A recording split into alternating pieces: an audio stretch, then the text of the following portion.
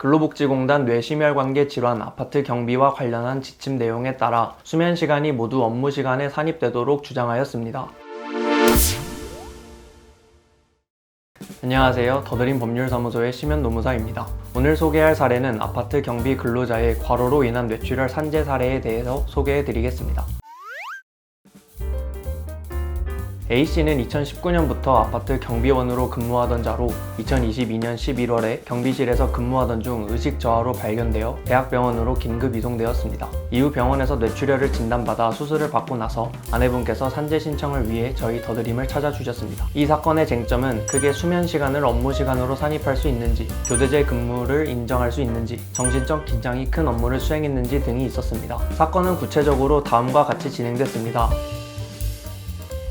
먼저 재해 조사를 위해 재해자가 근무하던 아파트 경비실에 직접 찾아가서 현장 조사를 했습니다. 실제 야간 2교대 근무를 했는지 확인했고 수면 시간과 독립된 수면 장소가 확보되었는지도 확인했습니다. 근로계약서에는 야간 4시간이 수면 시간이었지만 실제로는 1시부터 5시까지 경비실 내부에 간이 침대를 펴고 수면하셨다는 사실을 확인했습니다. 이는 근무 초소 이외에 독립된 장소도 아니었고 외부의 간섭, 빛과 소음으로부터 차단되지도 않았으며 언제 출입문을 열고 닫아주는 요구가 있을지 모르는 긴장 상태였습니다. 또한 수면 시간이 연속하여 5시간 이상 제공된 경우도 아니었습니다. 근로복지공단 뇌심혈관계 질환 아파트 경비와 관련한 지침 내용에 따라 수면 시간이 모두 업무 시간에 산입되도록 주장하였습니다.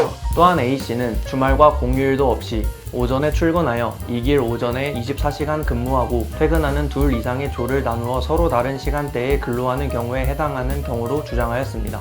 또한 아파트 경비 업무가 자신의 생명과 재산의 위협을 받을 가능성이 있는 업무이면서 넓게 보면 인명과 사람의 일생을 좌우할 수 있는 중대한 판단이나 처리가 요구되는 업무에 해당한다고 주장하여 정신적 긴장을 동반하는 업무라고 주장하였습니다. 한편 같이 아파트 경비 현장에서 근무하시던 동료 근로자에게 평소 재해자의 건강 상태, 생활 습관, 약 복용 여부, 스트레스 정도, 업무 강도 등에 대해 진술서를 받았습니다. 이러한 내용들을 의견서 형태로 근로복지공단 관할지사에 제출하였고 이후 업무상 질병판정위원회에 참석하여 붓을 진술하였습니다.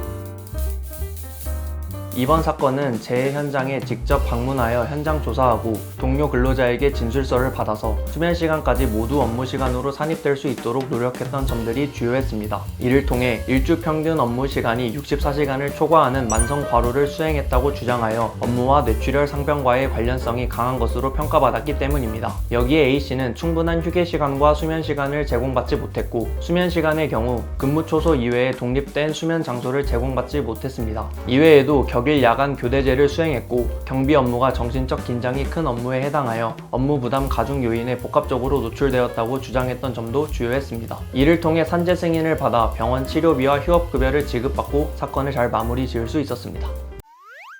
오늘은 아파트 경비원의 뇌출혈 산재 승인 사례에 대해 알아봤습니다. 비슷한 내용으로 고민 중이신 분이 계시다면 하단 링크나 댓글로 문의 주시면 감사하겠습니다. 감사합니다.